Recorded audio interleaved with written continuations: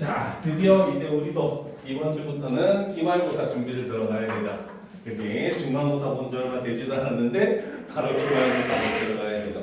그래서 고등학교 과정은 이번에 시험 쳐봐서 알겠지만 사실 공부할 내용이 많아요. 그래서 실제로 그 내신 시험 같은 경우도 하루에 많이 봐야 두 과목. 정말 많이 보면 세 과목도 보긴 하는데 보통은 한두 과목 정도로 이제 다 시험을 보거든요. 그만큼 사실 그 공부할 내용이 많아졌다는 뜻이고 사실 중학교에 비교하면은 이제 공부할 내용은 엄청나게 많이 증가를 한 거죠. 그래서 중학교 때처럼 한 달 준비해가지고 될 수 있는 시험이 아닙니다. 그죠? 그래서 우리가 내신을 위해서 좀 이렇게 7주, 8주 동안 좀 잘 대비를 해서 특히나 이제 이번에 창의고 시험 문제도 물론 뭐 그렇게 다른 학교에 비해서 어렵게 나온 건 아니긴 해도 실제로 창의고 같은 경우가 어떻게 보면은 그 약간 정말 쉽지도 너무 어렵지도 않은 딱 그 정도 수준으로 많이 나오고 있는 상황이거든요. 그래서 이런 과정에서 이제 고등학교식 공부라고 하는 게 창의국어도 굉장히 좀 중요한 요소로 작용을 하고 있어요. 실제로 뭐 정말 쉬운 학교, 뭐 대표적으로 뭐 이산고나 이런 학교들 비교하면은 훨씬 어려운 문제기는 합니다. 완전 어떻게 보면 딱 고등학교의 좀 전형적인 좀 쉬운 학교의 모습을 많이 보여주고 있어요. 알겠죠? 그래서 그런 부분을 우리가 대비를 하면서 시험 준비를 기말을 더 잘 볼 수 있도록 준비를 해보도록 합시다. 알겠죠? 자, 오늘은 이제 1회 3단원 바로 결혼 그리고 1회 4단원 하단까지 진도를 나갈 겁니다. 알겠습니까? 자, 내신이니까 일단 내용 정리부터 하고 들어가 보도록 합시다. 자, 먼저 이 글의 갈래는 잘 보여? 이 글의 갈래는 바로 현대 희곡. 희곡이 바로 이제 그 연극의 대본을 우리는 희곡이라고 하죠. 그리고 한 개의 막으로만 구성된 극이라서 단막극이라고 합니다. 알겠죠? 그리고 굉장히 실험적인 요소가 많이 들어가서 우리는 이것을 실험극이라고 합니다. 자, 성격은 그렇죠. 바로 현대사회 모습을 비판하고 있는 작품이죠. 그래서 비판적인 성격을 가지고 있고, 그렇죠? 자, 그 다음에 해피엔딩이죠. 희극적인 모습을 보여줍니다. 자, 배경은 그렇죠. 자, 현대 어느 저택의 응접실이 등장을 하죠. 자, 소재는 한 남녀의 결혼에 관해서 서로 이야기를 나누는 게 소재입니다. 자, 주제는 바로 뭐다? 소유의 본질과 진정한 사랑의 의미를 담고 있는 작품이죠. 자, 특징은 자, 첫 번째로 자, 특별한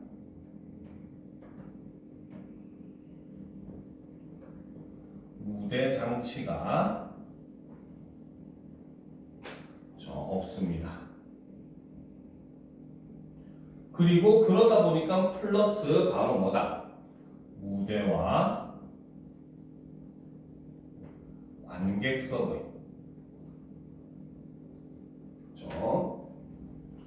구분이 명확하지 않죠. 이런 부분이 이 작품의 굉장히 큰 실험적인 요소다라고 볼 수가 있어요. 우리가 과학 때 한번 했었던 작품이잖아요. 그죠? 자, 그리고 두 번째 바로 관객을 극 안으로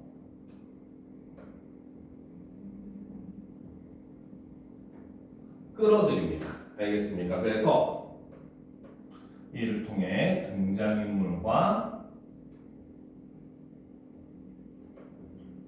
관객의 소통이 이루어지고 있는 것도 이 작품의 특징이라고 볼 수 있어요. 알겠습니까?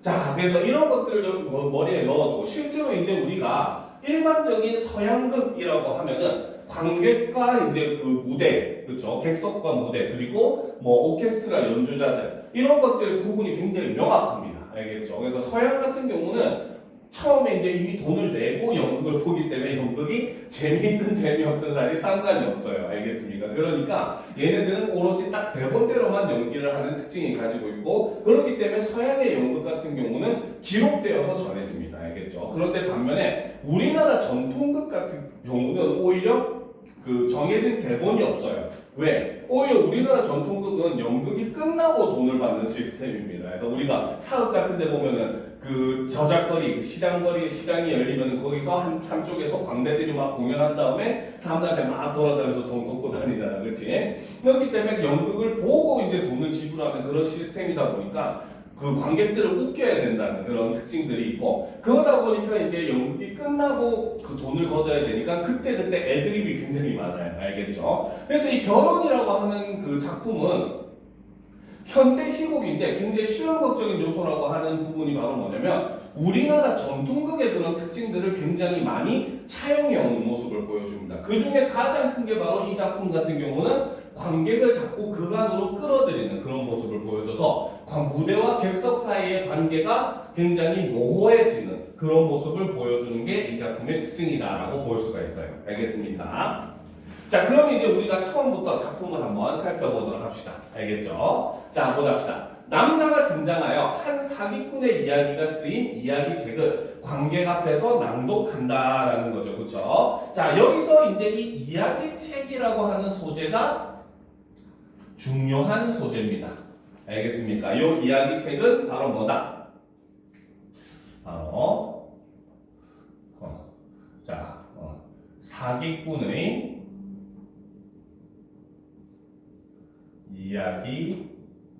이야기지만 사실은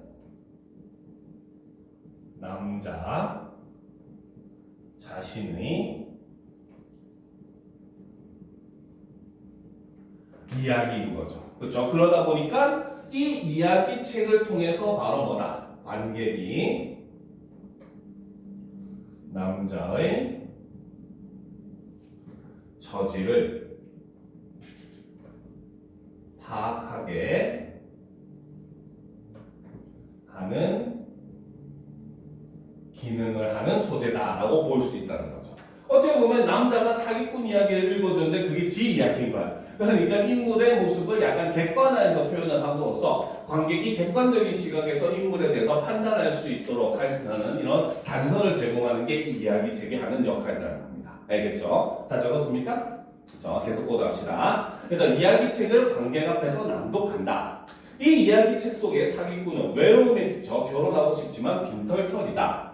그는 부자로 보이도록 저택, 모자와 넥타이, 호사스러운 의복, 건장한 하인을 빌린다. 그러나 빌린 물건은 제각기 정해진 시간 동안에만 사용할 수 있다는 조건이 붙는다라는 거지. 그렇지? 자, 이게 바로 일종의 바로 뭐다?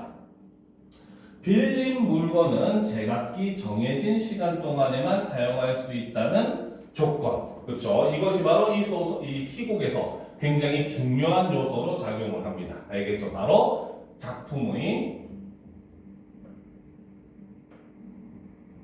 주제를 형상화하기 위한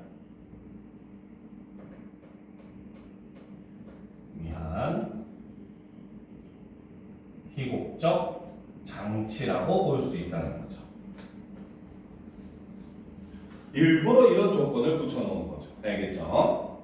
자, 그래서 이 작품의 주제는 아까도 얘기했지만 바로 소유의 본질. 이거를 그 주구장창 계속 반복해서 이야기를 하거든요. 그래서 그거를 형상화하기 위해서 일부러 희곡적으로 이런 장치를 마련해놨다라고 볼 수 있다는 거죠.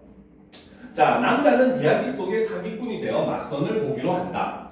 남자는 맞선에서 만난 여자에게 사랑을 고백하고 하인은 중간중간 등장하여 남자에게서 물건을 빼앗아 간다라는 거죠. 그렇죠? 여기서 이 하인이라고 하는 인물이 바로 작품의 보조적 인물입니다. 자, 그래서 이 하인이 하는 역할에 대해서 우리가 잘 알아둬야 돼요. 이 하인이 하는 역할은 바로 뭐다? 사실은 남자를 도와주는 사람이 아니잖아. 그렇지? 바로 뭐다? 시간이 될 때마다 물건을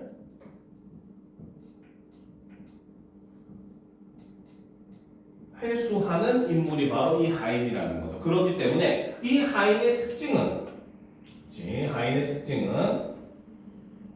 바로 첫 번째로 바로 대사가 없습니다. 대사가 없이 행동으로만 표현을 하는 인물이죠. 그리고 이 하인으로 인해서 바로 뭐다? 극적 긴장감을 조성하는 그러한 역할을 하는 인물이 바로 이 하인이라는 겁니다.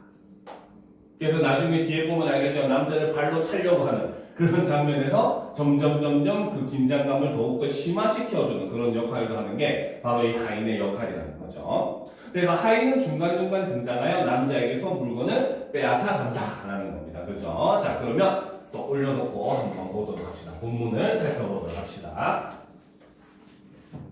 자, 그래서 물건을 하나하나 뺏기니까 이제 여자가 그 상황을 지금 모르는 거죠. 그렇죠? 자, 왜들 그러시죠? 자, 씩씩거리면서 웃고 있다라는 거죠. 자, 이런 것들이 바로 희곡의 특징 중에 하나입니다. 알겠죠? 바로 인물들이 어떤 식으로 행동하고 표정을 짓고 이런 것들을 지시하는 글이잖아. 그렇지? 그래서 우리는 이것을 뭐라고 하냐면 바로 동작 지시문이라고 이야기를 합니다. 혹은 동작 지문이라고 하기도 해요. 알겠죠? 자, 여기서 우리가 한 가지 좀 적어 놓도록 합시다. 알겠죠? 자, 희곡의 특징에 대해서도 조금 알아둘 필요가 있는데, 자, 희곡, 시나리오 동일하긴 합니다. 시나리오의 3요소가 있습니다. 알겠습니까? 자, 첫 번째가 바로 해설. 그치? 해설은 바로 대본의 제일 앞부분에 실려있는 내용이에요. 알겠죠? 그래서 대본의 제일 앞에 제시가 되는 겁니다. 알겠죠? 근데 이 해설은 바로 뭐다? 관객은 볼 수 없고, 그쵸? 등장인물, 무대, 장치 등을 설명해 놓은 글이 바로 해설에 해당합니다. 알겠습니까? 그러니까 우리가 희곡 같은 거 보면 제일 앞에 보면 등장인물 누구 그래서 무대는 어떤 무대가 저 배경으로 하고 누가 처음에는 어떤 장면에서 누가 들어오고 이런 식으로 지시를 해놓는 걸 해설이라고 합니다. 알겠죠? 자, 그 다음 두 번째가 바로 대사가 있습니다. 그렇죠? 대사는 인물의 말을 우리는 대사라고 하죠. 근데 사실 대사는 종류가 세 가지가 있어요. 알겠죠? 자, 첫 번째는 대화. 바로 둘 이상의 인물들이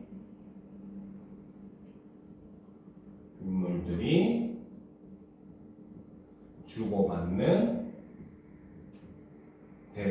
말을 우리는 대화라고 합니다. 그렇죠? 자, 그 다음 두 번째는 독백이 있어요. 그렇죠? 독백은 바로 한 인물의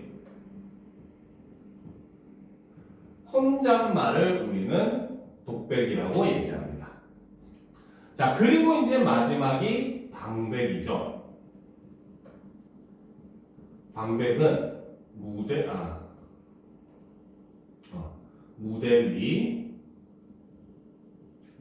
다른 인물들은 듣지 못하게 약속된 말이고 일종의 인물의 내면을 드러내주는 말입니다. 즉 속으로 하는 말을 이제 관객들이 그렇다고 안 들으면 안 되니까 그렇죠. 그래서 들리게 얘기하지만 다른 인물들은 듣지 못한다고 약속된 말을 방백이라고 합니다. 알겠죠? 그리고 세 번째가 바로 지문 혹은 지시문이라고 얘기를 하죠. 지문도 두 개로 나눌 수가 있습니다. 첫 번째는 방금 했었던 동작 지시문. 이거는 인물의 행동, 표정 등을 지시하는 걸 우리는 동작 지시문이라고 합니다. 그런데 반면에 인물들이 아닌 무대를 연출하는 과정에서 중간중간 들어가야 되는 요소들도 있을 거 아니에요. 예를 들어서 뭐 자동차가 오는 장면이면 빵 하고 자동차 경적 소리가 들린다든지, 그치? 이런 것들을 우리는 바로 무대 지시문이라고 합니다. 그래서 무대 지시문 같은 경우는 뭡니까? 조명, 음향, 효과 등 무대 장치를 지시를 하는 게 바로 무대 지시문이죠. 그래서 동작 지시문 같은 경우는 물론 100%는 아니지만 대부분이 이렇게 인물의 대사 앞에 괄호의 형식으로 제시되는 반면에 무대 지시문 같은 경우는 따로 이제 한 줄로 글로 제시되는 경우가 많아요. 알겠죠? 그래서 기본적으로 우리가 희곡 시나리오를 배울 때 이런 거 정도는 꼭 알아둘 필요가 있습니다. 알겠습니까? 자, 그래서 지금 여기서 대사의 거 보면 씩씩거리면서 웃고 있다라고 해서 한 인물의 그런 뭡니까? 행동을 지금 지시하는 동작 지시문이 사용되고 있습니다. 그렇죠? 자, 그럼 봅시다. 이번에 넥타이가 내 목에서 떠나갔습니다 라는 거죠. 자, 일단 이것을 이렇게 얘기하는 건 바로 뭐다? 일단은 정해진 시간이 돼요. 그렇죠? 회수에 갔다. 이런 뜻입니다. 그렇죠? 됐습니까? 자, 그런데 여기서 이제 남자가 말하는 말투의 특징이 하나가 있어요. 알겠습니까? 자, 일부러 바로 뭐다? 주체와 객체를 바꾸어 표현을 함으로써, 그쵸? 표현을 함으로써 바로 뭐다? 빼앗긴 사실을 숨기려 하는 그러한 의도가 존재를 한다는 거죠. 정확하게 얘기하면 원래는 어떻게 얘기해야 돼? 넥타이를 뺏겼습니다. 그러니까 내가 주체는 나잖아. 그렇지? 그래서 내가 넥타이를 뭐 뺏겼습니다. 그렇죠? 이런 식으로 표현했는데 일부러 넥타이가 주체가 돼가지고 나를 떠나갔다는 방식으로 얘기를 함으로써 자신이 빼앗긴 사실을 일부러 숨기기 위해 이렇게 얘기하는 방식을 사용을 하고 있다는 거죠. 알겠죠?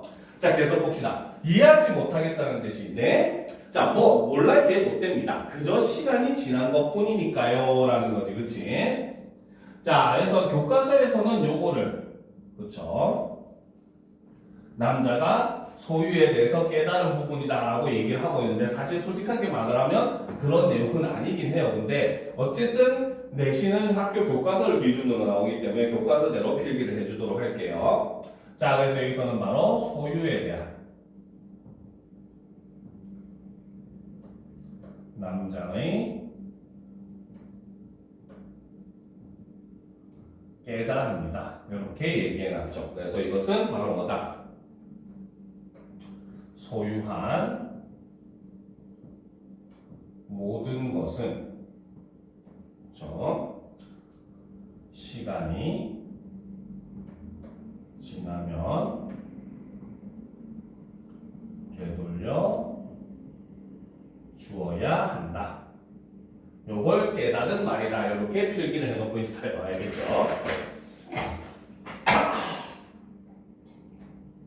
됐습니까?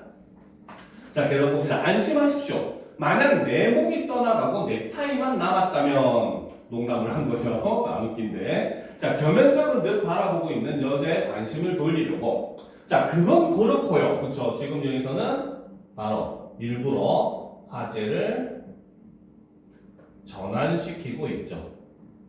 이야기 주제를 바꾸고 있죠. 자, 당신 어머니 퍽 재미난 분이시군요.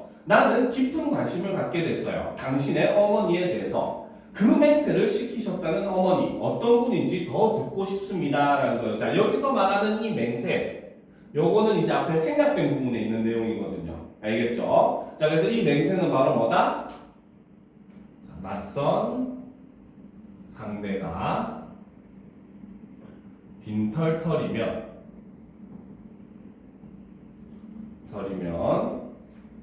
그냥 되돌아오고, 그렇죠? 부자면 꼭 붙들겠다는 맹세를 하고 있죠. 알겠습니까? 자, 그래서 이걸 통해서 우리는 뭡니까? 어머니라고 하는 인물은 어떤 인물이다? 그렇죠? 어머니라고 하는 사람의 성격은 바로 무엇이다? 바로 물질을 중요시하는 인물이다. 일종의 황금 만능주의, 물질 만능주의 이런 것들을 가지고 있는 인물이다라고 볼 수 있다는 거죠. 알겠습니까? 자, 계속 보도록 합시다. 자, 어떠신가요? 어머니 성품이 너그러우시다든가. 왜 그렇게 쳐다보십니까? 자, 넥타이를 점점점 하는 거죠. 그렇죠?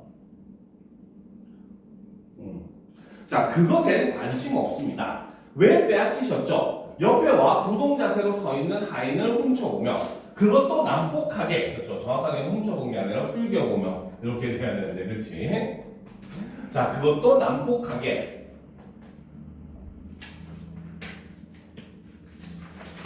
자, 그렇지요. 난폭하게 주인을 덮치는 그런 하인에게 난 전혀 관심 없어요. 오히려 당신 어머니의 성품이 너그러우신지. 하지만요, 저는 입을 다물어 버린다. 알았어요. 문제는 빼앗긴 물건인가 본데 그야 되돌려받기 어렵지는 않습니다. 하인에게 큰 소리로 여봐, 가져와. 그렇죠? 묵묵부답인 하인. 까치발을 딛고 일어나서 그의 귀에 속삭인다. 여봐, 그 가져간 것 5분만 더 빌려줄게. 그죠? 지금 겉으로는 되게 강한 척 하면서 속으로는 지금 사정을 하고 있는 거죠. 그렇죠? 자, 다음 페이지. 자, 하인 대답이 없다. 자, 딱 5분만 더 사정해도 안 되겠나? 응? 반응이 없다. 좋아, 좋다고. 뭐래요, 하인이? 네, 나더러 잘 해보라고 그럽니다. 자, 남자 관객석을 투덕투덕 걸어가 다니다가 넥타이를 맨 남성 관객 앞에 앉는다라는 거지, 그치? 자, 여기서 바로 이 작품의 실험극적인 요소가 드러납니다. 알겠습니까? 자, 그래서 이 부분에서 드러나는 게 바로, 자, 희고 결혼의 실험극적 요소가 드러나는 거죠. 즉, 바로 뭐다? 자, 무대와 객석 사이에, 그렇죠? 의 경계를 허물었다는 거죠. 알겠습니까? 그런데 이거는 바로 뭐다? 우리나라 전통극적 요소를 차용한 부분입니다.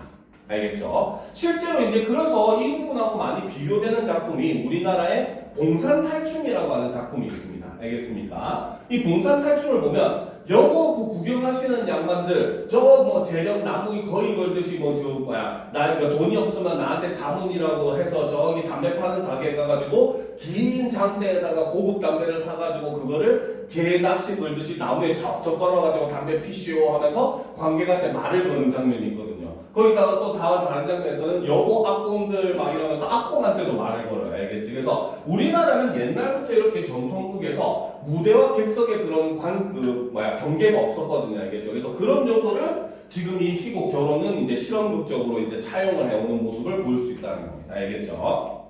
자, 계속 보도록 합시다. 자, 물론 그래요. 속상하다는 듯이 저 인정사정도 없는 하인이 나더러 잘해보라고 그런 말 한마디 하진 않았어요. 하지만 말입니다. 나도 그래요. 기죽을 필요야 없는 겁니다. 그렇잖아요. 도대체 지가 뭐라고 겨우 심부름이나 하는 주제에 속 좀 상합니다만 그야 뭐 그건 당신에게도 마찬가지니까 말해보나 말하겠고 저 당신 넥타이 참 좋습니다. 정말 좋아요. 아름다운 색깔, 기막히게 멋진 무늬. 딱 5분만 빌립시다. 정확하게 5분만, 더 이상은 어기지 않겠습니다. 빌려주시겠습니까? 남성 관객으로부터 넥타이를 빌려 착용하며 고맙습니다. 빌린 동안에는 소중히 다룰 겁니다. 사실 이건 내 것이 아니라 당신 것인데, 그렇죠? 자, 당신 것인데 혹시 모르긴 하지요. 당신도 누구에게서 빌려온 건지는 이라는 거지, 그렇지? 자, 밑줄 치도록 합시다.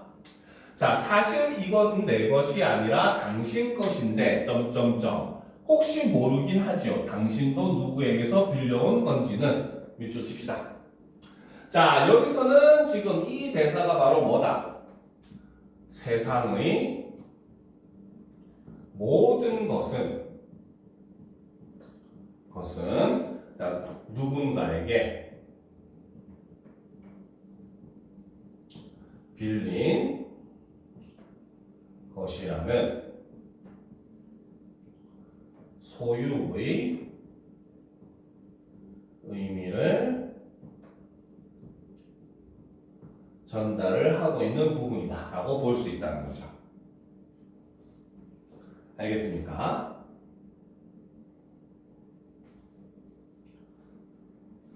잘 적었습니까? 귀신인가? 자꾸 저 뒤에 에어컨이 막 혼자 틀어요.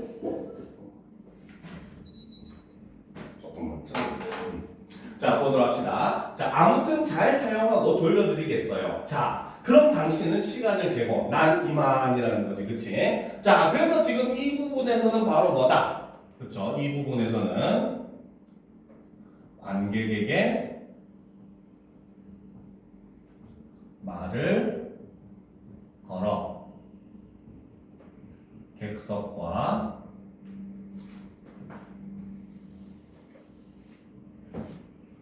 무대의 경계를 허물고 있더라는 거죠. 자, 그래서 이를 통해서 첫 번째 바로 관객의 극중 참여를 유도하고 있다라고 볼 수 있고, 그렇죠? 그 다음 두 번째는 바로 뭐다? 극의 상황과, 그렇죠? 자, 주제 의식을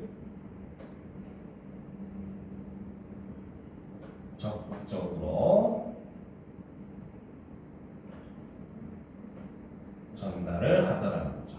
실제로 이제 이 이강백이라고 하는 그 희곡 작가는 관객을 자꾸 그게 참여시키는 그런 류의 소설을 작품을 많이 씁니다. 그래서 대표적으로 파수꾼에서도 보면 마을 사람들의 역할을 관객에게 시킵니다. 알겠죠? 그러니까 막 관객을 막 오라고 하는 게 아니라 관객을 그냥 대놓고 마을 사람들 취급을 해버려요. 알겠죠? 그래서 자꾸 그 관객을 이제 그 극중에 참여시키는 그런 모습을 많이 볼 수가 있는 것도 이런 점은 이강백 희곡의 특징이다라고 볼 수 있습니다. 알겠죠? 자, 남자 급한 걸음으로 여자에게 돌아간다. 그렇죠? 왜? 지금 시간에 쫓기고 있는 거야. 빌린 것을 5분 뒤에는 돌려줘야 되니까. 그렇죠? 자, 어때요 이제? 네, 당신은 멋진 분이세요. 자, 웃으면 뭘요? 아니 정말 그래요. 다음 페이지. 자, 남자 넥타이를 빌려준 남성 관객을 향하여 이 영광을 당신에게 돌려드립니다. 여자에게 그건 그렇고요. 우리 하다만 이야기 그것 좀 계속해 봅시다. 그렇죠? 여기서 하다만 이야기 아까 앞에서 있었던 바로 뭐다? 여자의 어머니 이야기죠. 지금 사실 이 이야기는 뭐 하면서 뭡니까?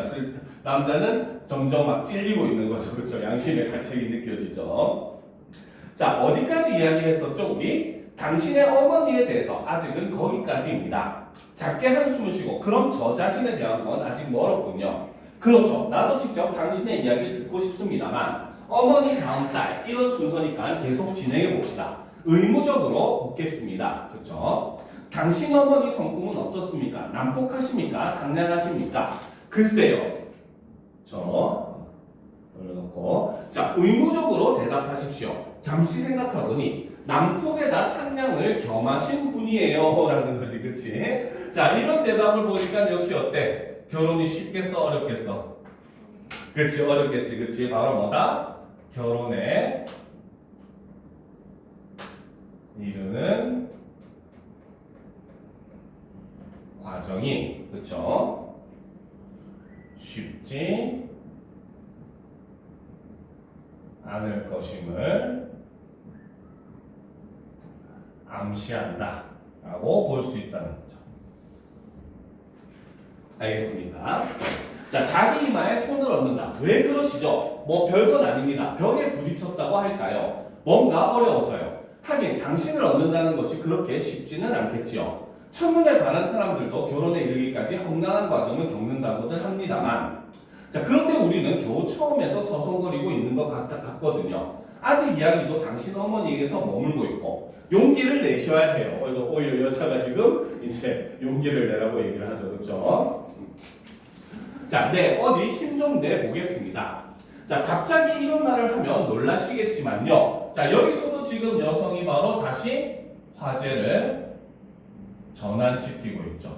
그래서 여성의 어머니에서 갑자기 자신의 이야기로 이제 이야기를 대상을 이동을 하고 있는 겁니다. 알겠죠? 그래서 여기서 화제를 전환을 함으로써 어머니 이야기에서 여자 자신의 이야기로 전환이 되더라는 것입니다. 자, 사실 이런 것도 이 희곡의 대표적인 장치이긴 합니다.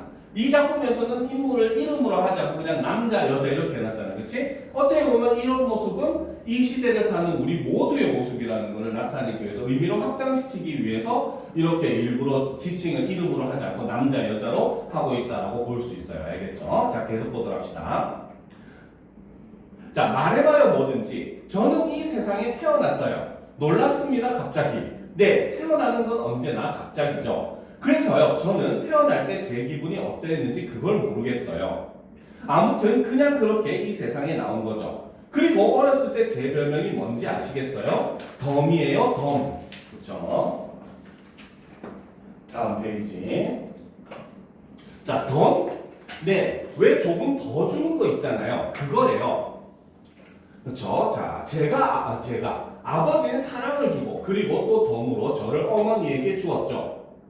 그러니까 덤 아니겠어요? 덤. 이 말 속에 뭔가 그리운 게 있어요. 덤덤덤. 아버지는 덤이 태어나자마자 달아나셨대요. 말하자면 뺑소니를 치신 거죠. 나중에 알고 보니 사기꾼이었고 어머니에게 보여줬던 그 많은 재산은 모두 다 잠시 빌렸던 거래요 라는 거지. 그치? 자, 이걸 통해서 역시 바로 뭐다?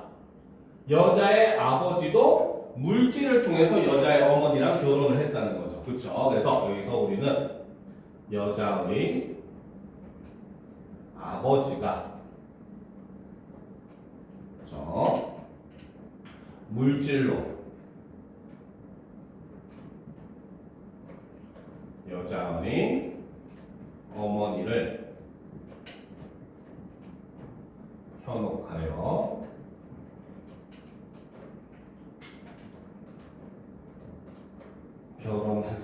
했었음 이라는 거죠. 알겠습니까? 바로 남자와 여자의 처지와 똑같은 상황이 지금 반복되는 거라는 거죠. 알겠습니까? 자, 덤덤덤. 하지만요, 저는 아버지를 미워 안 해요. 그분에게 뭔가 덤이라는 옛 이름처럼 그리운 데가 있어요. 덤. 혹시 그분도 그렇게 이 세상에 태어나셨던 건 아닐지. 안 그래요? 라는 거지. 그치? 지금 여자는 자신의 아버지를 부정적으로 본다, 긍정적으로 본다. 그렇지, 뭐 정확하게는 긍정으로 막 말하기 힘들지만 어쨌든 이 여자는 자기 아빠를 부정적으로 보지는 않는다는 거죠. 그렇죠? 그래서 자, 여기서 바로 아버지를 자, 긍정적으로 생각하는 모습이 나타나더라는 거죠. 그렇죠? 그래서 이를 통해서 바로 뭐다? 여자가 후에 아버지와 같은 저지인 남자를 미워하지 않을 것임을 암시한다 라고도 볼 수 있다는 거죠. 됐습니까?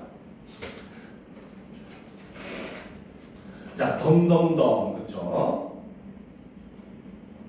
자, 어머니에겐 안 됐지만요, 덤이라는 그 점이 저에겐 좋아요. 왠지 홀가분하더군요. 이런 말을 하면 어머니는 화를 내시곤 한답니다. 하긴 그렇죠. 그 고생 많으셨어요. 홀로 덤을 낳아 키운다는 것. 그만둘까요? 제 이야기? 그렇죠. 자, 덤 더해주세요.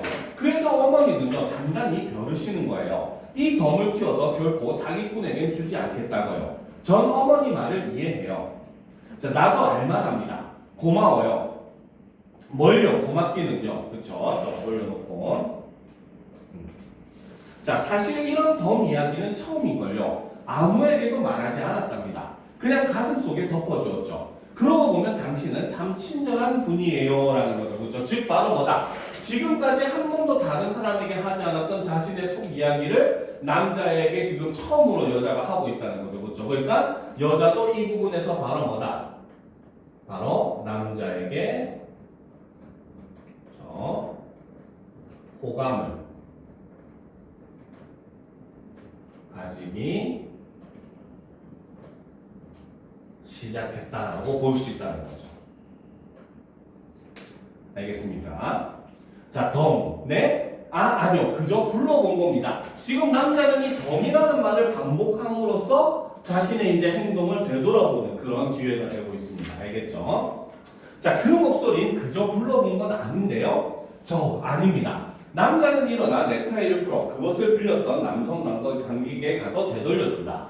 그의 눈은 물기에 젖어 있다. 그렇죠? 자, 빌린 건 돌려드립니다. 시간은 정확하게 지켰습니다. 그런데 왠지 모르게 슬퍼진 건 무슨 까닭일까요? 관객석을 거닐며 그는 자기에게 들려주듯 중얼거린다. 덤덤덤, 난 당신을 사랑해. 덤덤, 난 당신을 사랑해. 라는 거예요. 그렇죠? 자, 그래서 지금 남자는 덤이라고 하는 말을 계속 반복을 함으로써 진심으로 여성을 어떻게 하게 됐다? 그렇지, 사랑하게 된다. 그래서 이 부분이 바로 일종의 방백이라고 볼 수 있는 겁니다. 알겠습니까? 자, 그래서 여기서는 바로 뭐다? 여자에 대한 자신의 진심을 확인을 하게 된 부분이라고 볼 수 있다는 거죠. 알겠습니까?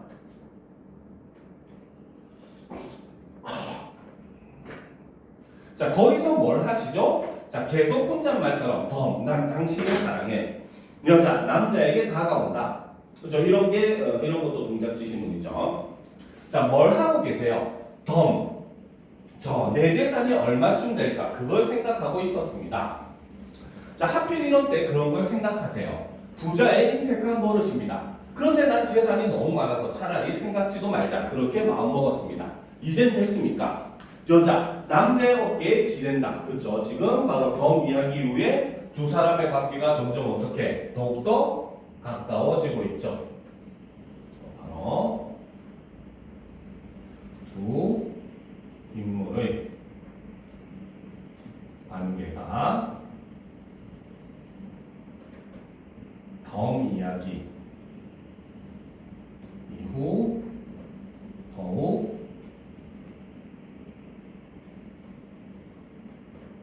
가까워지더라는 거죠. 그렇죠?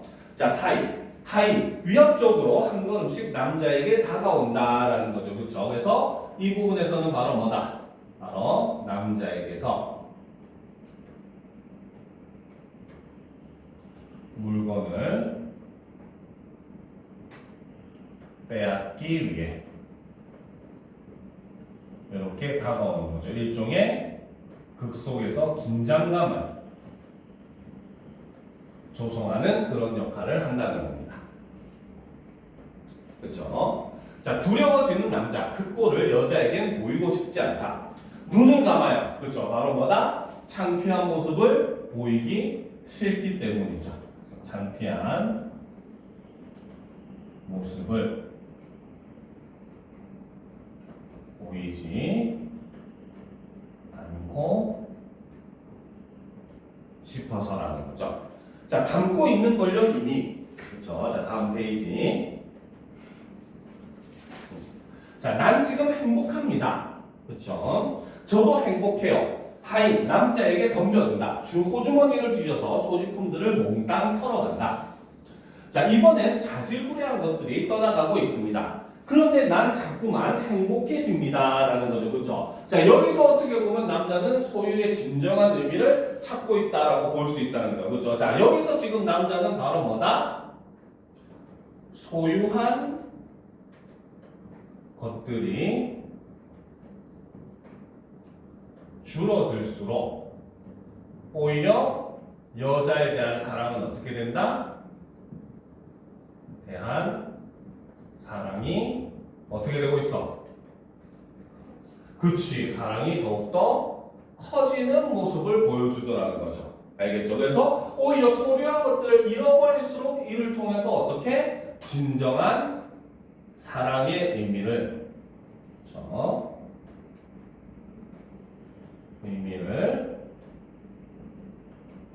깨닫기 시작을 하더라는 겁니다. 알겠습니까?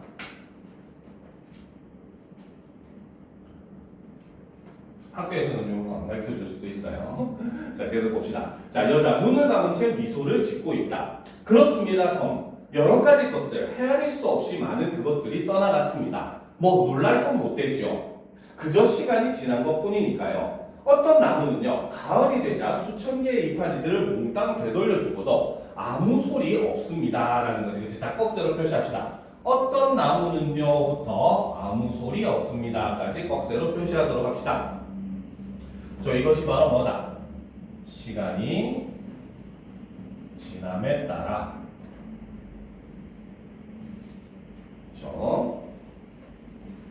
소유한 것이 자연스럽게 사라지는 게 첫 번째가 되는 거죠. 나뭇잎들도 시간이 지나면 자연스럽게 사라지더라는 거죠. 그렇죠? 자, 나는 고양이 한 마리를 길러보았습니다. 고양이는 차츰 늙어지고 그래서 시간이 다 지나가자 그 생명을 돌려주고도 태어났습니다. 자, 꺽쇠로 표시합시다. 고양이는부터 태어났습니다까지 꺽쇠로 표시합시다. 이게 바로 얘 몇 번째? 두 번째가 되는 거죠. 바로 생명이라고 하는 것도 시간이 지나면 자연에게 돌려줘야 된다는 거죠. 그렇죠? 자, 덤덤덤. 난 뭔가 진실한 걸 안 것 같습니다. 라는 거죠. 그렇죠? 그러면 여기서 얘기하는 중요한 거 바로 진실한 것.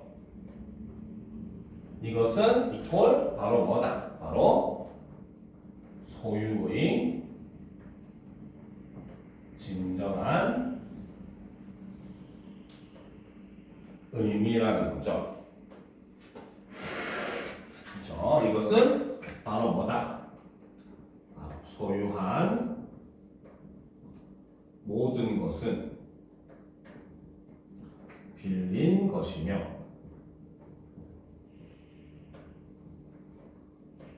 시간이 지나면 어떻게 되돌려 주어야 한다 라는 뜻이고 일종의 유사한 사상으로 그렇죠? 유사한 거니까 이렇게 표시합시다. 그렇죠? 바로 이것과 유사한 사상이 바로 불교의 공사상이 있습니다.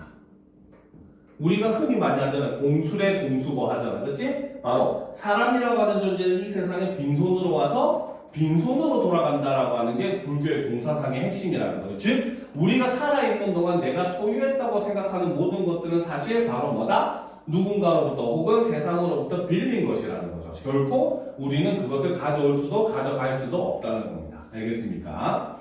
자, 계속 봅시다. 그래서 난 뭔가 진실한 걸 안 것 같습니다. 덤덤. 그래요. 난 이제 자랑거리가 하나 생겼습니다. 그런 진실을 알았다는 것. 나에게는 그게 유일한 자랑이 될 겁니다. 너무 겸손하신 자랑이에요. 그렇죠? 자, 그런데 당신에겐 뭐 자랑거리가 없으십니까? 자, 읽고 말고요. 보시겠어요? 자, 봅시다. 어디? 주어 되겠지? 그렇죠? 자, 봅시다. 어디? 자, 여자, 남자와 함께 의자로 돌아간다. 의자 위에 놓여있는 핸드백을 열고 그 속에서 얼굴만을 커다랗게 찍은 사진 석 장을 꺼낸다. 하인, 시계를 보더니 의자 위에 놓였던 남자의 모자를 냉큼 집어간다. 자, 이번엔 모자가 의자에서 떠나갔습니다. 여간 다행이군요. 모자는 작습니다. 의자는 크고요. 만약 의자가 모자에게서 떠나갔더라면 얼마나 큰 손실이겠습니까? 라는 거지. 그치? 그래서 지금 여전히 자신의 상황을 긍정적으로 포장해서 이야기를 하고 있죠. 자, 이걸 좀 보세요. 뭔데요, 그게? 자, 다음 페이지. 자, 할머니, 어머니, 그리고 제 사진이에요. 저희 집 가문의 여인들은 대대로 미인이라는 걸 증명하는 거죠. 남자, 사진들을 바라본다. 하인, 모가지를 가져다가 멈춰선다. 그의 시선이 아래로 움직여서 사진을 들여다본다. 남자, 하인을 밀어낸다. 뭘 봐? 그렇죠. 지금 하인한테 얘기를 하고 있죠. 자, 여자에게 당신이 가장 아름답습니다. 제일 젊으니까 그렇죠. 남자, 사진 중에서 여자 본인의 것을 들어 여자의 얼굴에 대고 한참 바라본다. 그러니까 이게 지금의 당신이군요. 네, 몇 살인가요? 실례지만 22이에요. 그렇죠? 다음 페이지. 자, 22, 꽃다운 처녀시군요. 남자, 다음엔 여자 어머니의 사진을 얼굴에 대어준다. 시간이 좀 지났습니다. 그럼 어떻게 될까요? 조금 늦지 어떻게 돼요? 이젠 이 얼굴이 당신입니다. 몇 살이십니까? 자, 조금 쉰 목소리로. 그래서 지금 여자도 지금 놀이에 동참을 하고 있죠. 그렇죠? 그래서 여자는 어떻게? 바로 목소리를 통해서. 그렇죠? 목소리로. 무슨 소리지? 귀신인가? 그래서 시간의 경과를 표현을 하더라는 거죠. 그렇죠? 자, 45이에요. 45, 중년 부인이시군요. 남자, 할머니의 사진을 여자의 얼굴에 대어준다. 시간이 더욱 지났습니다. 이젠 이 얼굴이 당신입니다. 몇 살이시죠? 푹 쉰 목소리로 70살이 넘었어요. 자, 70살이 넘으셨다. 늙으셨군요. 그렇죠? 자, 남자, 얼굴에 대었던 사진들을 탁상 위에 내려놓는다. 라는 거죠. 그렇죠? 자, 여기서 지금 남자는 여자와 지금 사진놀이를 한다는 겁니다. 알겠습니까? 그렇죠? 자, 그래서 여기서 지금 남자가 했었던 남자와 여자의 사진놀이에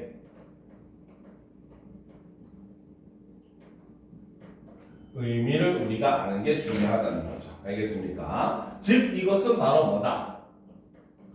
놀이를 통해, 그렇죠? 젊음도 시간이 지남에 따라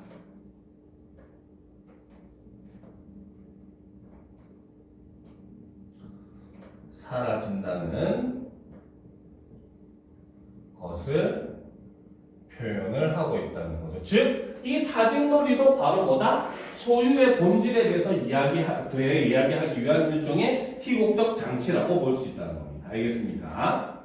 자, 계속 봅시다. 재미난 놀이를 해봤지요. 네, 재미있었어요. 짐작하셨겠지만 이 놀이의 재미는 시간이 지나간다는 데 있습니다. 라는 거죠. 그렇죠? 즉, 바로 뭐다? 이거는 바로 여자에게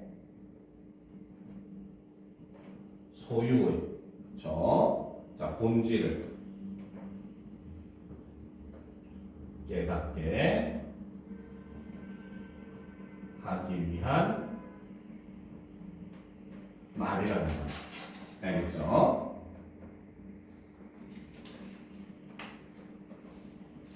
됐습니까?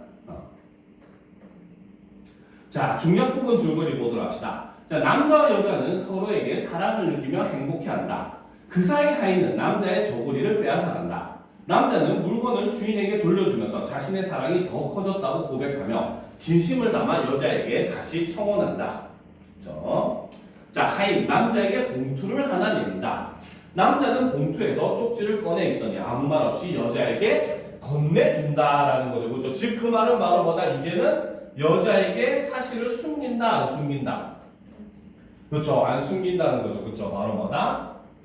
남자가 여자에게 사실을 숨김없이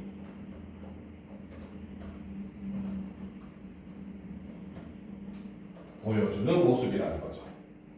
자, 나가라. 나가라가 뭐예요? 네, 주인으로부터 온 경고문입니다. 라는 거지. 그치? 자, 그래서 요 경고문 때문에 드디어 결국 어떻게 돼? 남자의 정체가 탄로나게 되겠죠. 그렇죠? 그래서 이 경고문이 바로 뭐다?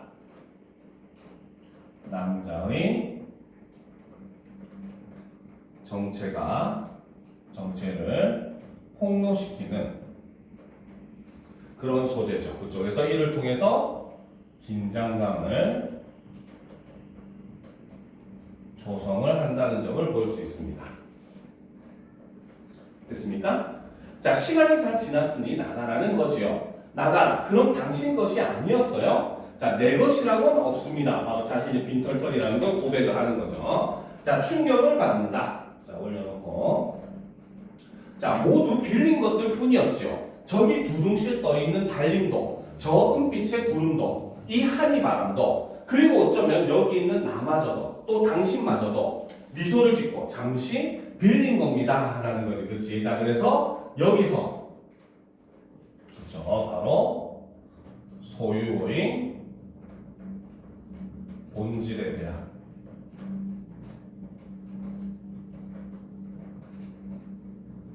깨달음을 제시를 하고 있다는 거죠. 그렇죠. 그래서 바로 사물뿐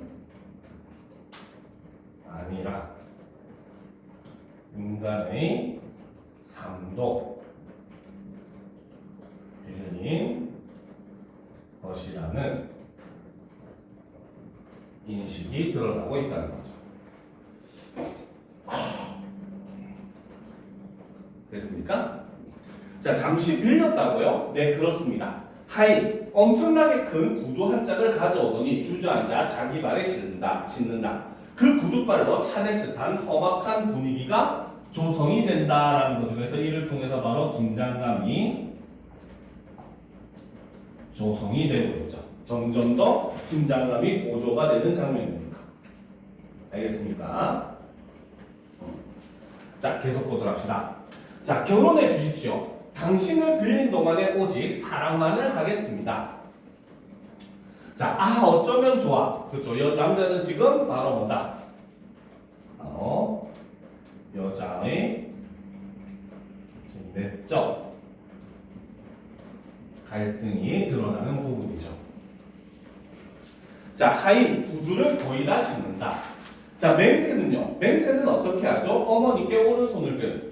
글쎄 그건 탁상 위에 사진들을 쓸어 모아 여자에게 주면서 이것을 보여드립시다. 시간이 가고 남자에게 남는 건 사랑이라면 여자에게 남는 것은 무엇이겠습니까? 그건 사진 섭장입니다. 자, 밑줄 치고 넘어갑시다. 시간이 가고 남자에게부터. 자, 다음 페이지. 남자에게 남는 건 사랑이라면 여자에게 남는 것은 무엇이겠습니까? 그건 사진 섭장입니다.까지 밑줄 치도록 합시다. 자, 그래서 이걸 통해서 바로 뭐다? 외적인 요소는 시간이 흐르면 결국 변한다는 사실을 상기시키는 그러한 사진이라는 거죠.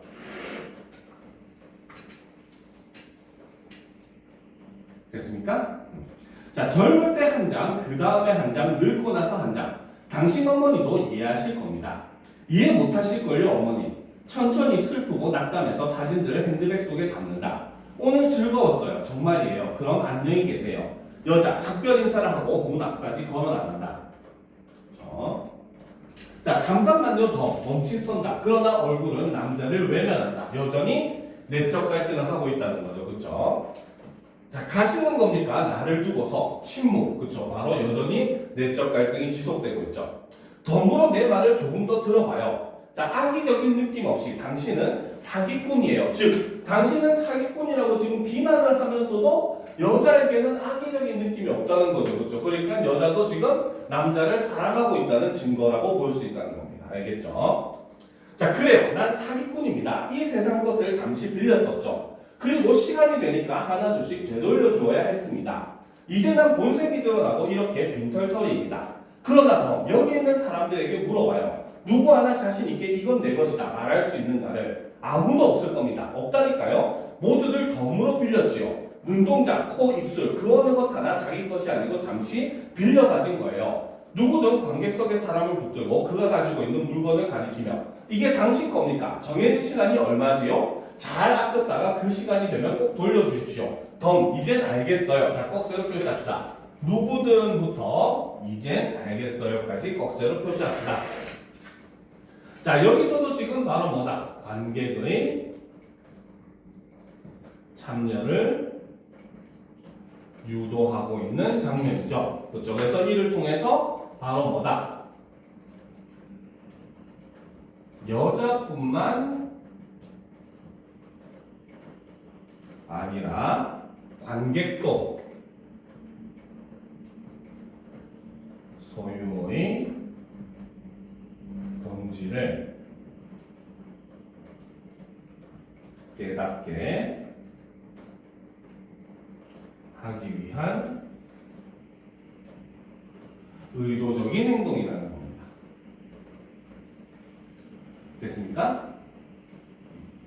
자, 여자 얼굴을 외면한 채 걸어나간다. 그렇죠? 여전히 남자를 볼 수가 없다는 거죠. 자, 하이 서서히 그 무서운 구둣발을 이끌고 남자에게 다가온다. 점점 뭡니까? 긴장감이 어떻게 되고 있어?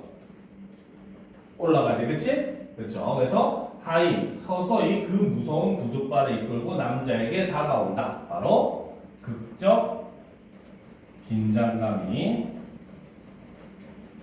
최고조에 이르는 장면이라고 볼 수 있다는 거죠. 됐습니까? 자, 남자는 뒷걸음질을 친다. 그는 마지막으로 절규하듯이 여자에게 말한다. 자, 다음 페이지. 자, 덩. 난 가진 것 하나 없습니다. 모두 빌렸던 겁니다. 그런데 덩. 당신은 어떻습니까? 당신이 가진 건 뭡니까? 무엇이 정말 당신 겁니까? 넥타이를 빌렸던 남성 관객에게 내 말을 들어보시오. 그럼 당신은 나를 이해할 거요. 내가 당신에게서 넥타이를 빌렸을 때 그때 내가 당신 물건을 어떻게 다뤘었어? 마구 험하게 했었어? 어딜 망가뜨렸어? 아니요, 그렇진 않았습니다. 오히려 빌렸던 것이니까 소중하게 아꼈다간 되돌려드렸지요. 덤, 당신은 내 말을 들었어요? 여기 증인이 있습니다. 그렇죠? 여기 증인도 바로 관객이잖아. 그치? 자, 여기서도 역시 마찬가지 관객을 그게 참여시키고 있는 부분이라는 거죠. 자, 이 증인 앞에서 약속하지만 내가 이 세상에서 덤 당신을 빌리는 동안에 아끼고 사랑하고 그랬다가 언젠가 그 시간이 되면 공손하게 되돌려 줄 테요. 덤, 내 인생에서 당신은 나의 소중한 덤입니다. 덤덤덤. 그쵸? 자, 남자, 하인의 구둣발에 걷어챈다. 여자 더 이상 참을 수 없다는 듯 다급하게 되돌아와서 남자를 부축해 일으키고 포옹한다라는 거지. 그치? 결국은 바로 뭐다? 바로 여자가 남자의 말에 설득이 된 거죠. 즉 바로 뭐다? 내적 갈등이 끝나고, 그렇죠? 내적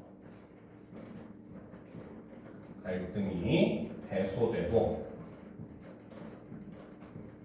남자를 진정으로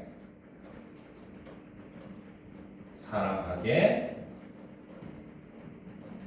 되었다는 거죠.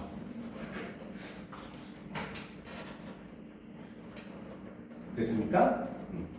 자, 그만해요. 이제야 날 사랑합니까? 그래요. 당신 아니고 또 누굴 사랑하겠어요? 어서 결혼하러 갑시다. 구두발에 차이기 전에. 이래서요. 어머니도 말짱한 사기꾼과 결혼했었다는데 자기 아버지를 얘기하는 거죠. 자, 빨리 갑시다. 네, 어서 가요 하면서 막 하고 끝나죠. 그쵸? 자, 요것이 이제 바로 뭐다?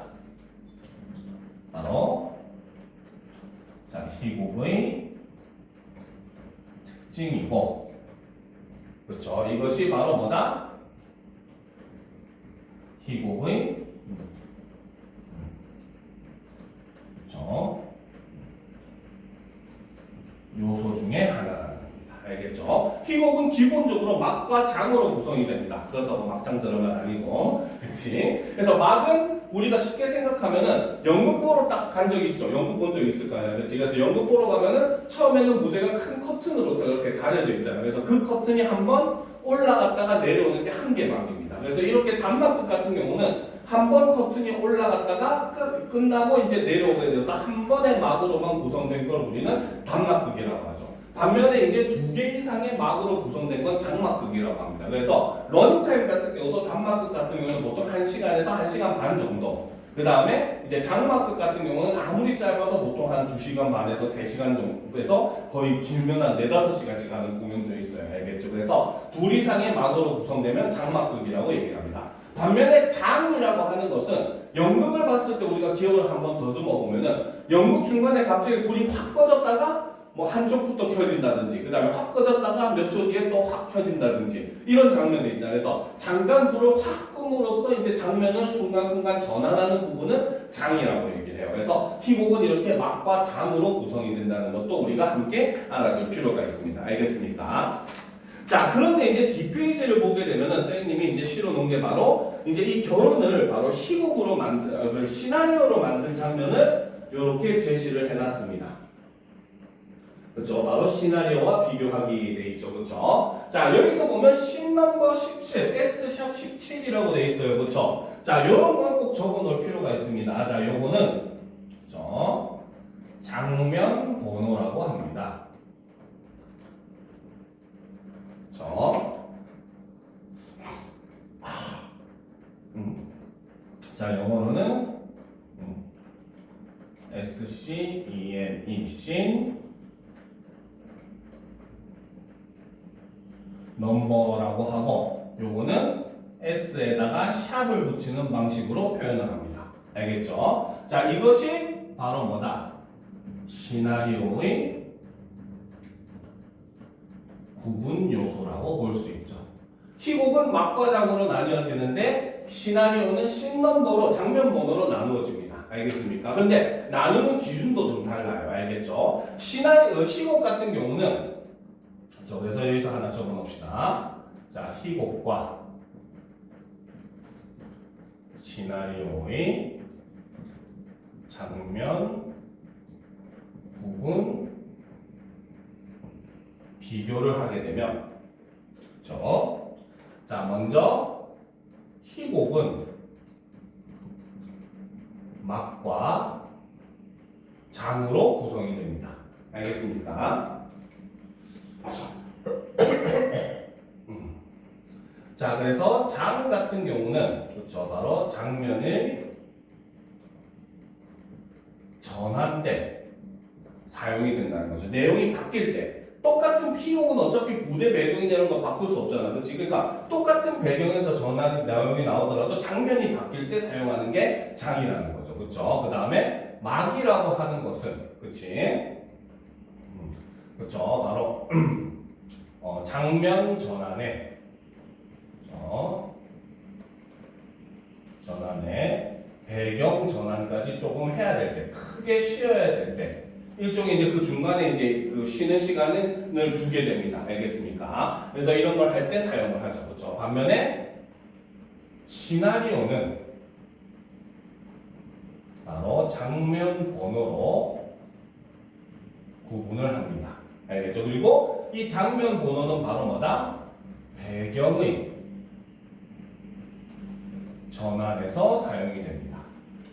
왜? 장면이 배경이 변하게 되면 시나리오는 어떻게 해야 돼? 그 촬영은 딱 거기서 끊고 촬영 장비 이런 걸 다 싸가지고 다시 옮겨서 펼친 다음에 거기서 또 다시 재촬영해서 붙여야 되는 거잖아, 그렇지? 그러니까 아예 장면이 배경이 변환이 될 때 시나리오는 무조건 씬넘버로 다 나누게 돼 있어요. 알겠습니까?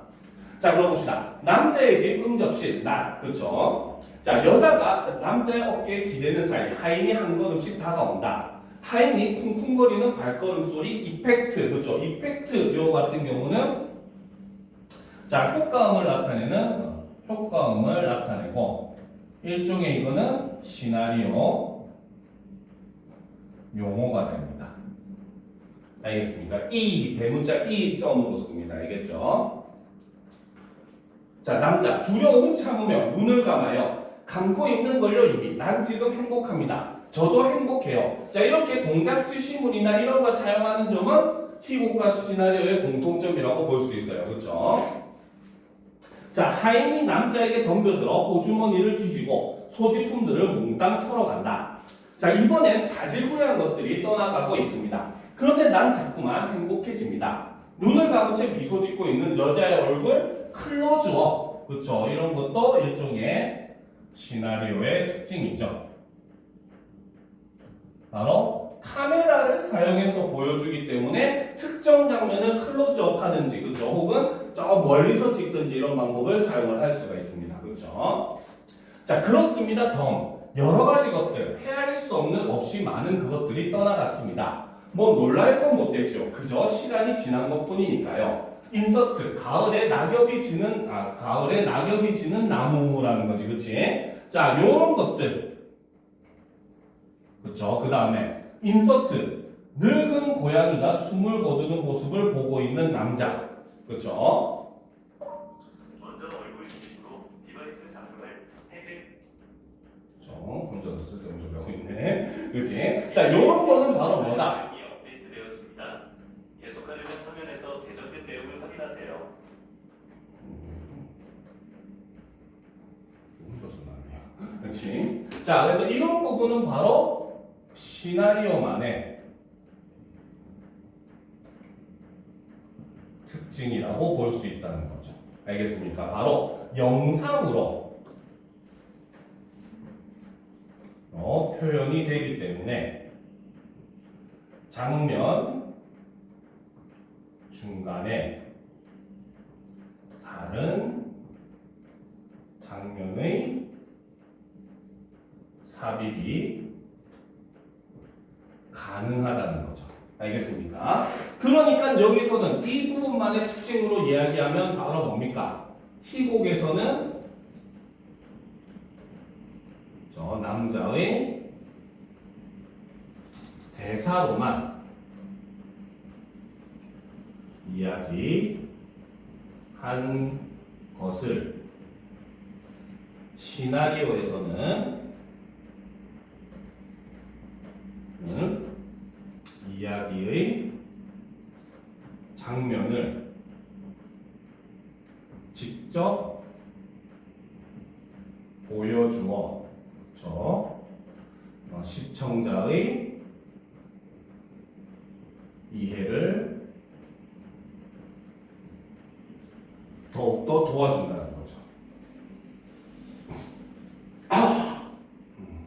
됐습니까?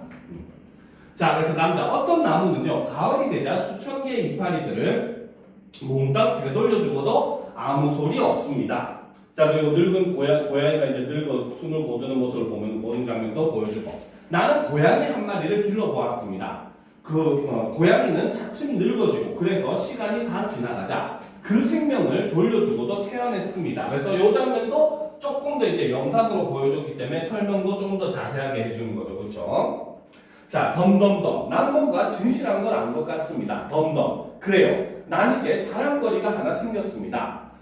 그런 진실을 알았다는 거. 나에게는 그게 유일한 사랑이 될 겁니다. 자, 남자 목소리 점점 작아지며 디졸브라는 거지. 그치? 그래서 장면이 지금 전환되는 모습이죠. 그래서 이렇게 영상으로 보여주냐, 무대에서 직접 연기로 보여주냐에 따라서 표현하는 방식이 이렇게 많이 달라진다는 거. 어떤 방식으로 보여주냐에 따라서 표현 방식이 굉장히 크게 달라진다는 점이 어떻게 보면 이 부분에서 굉장히 여러분들에게 강조하고 있는 부분이다라고 볼 수 있어요. 알겠죠? 자, 이번 시간 수업은 일단 여기까지 하고 이제 한 20분 정도 됐으니까 15분 정도 쉰 다음에 이어서 이제 그 희곡 화단으로 보도록 합시다. 알겠죠?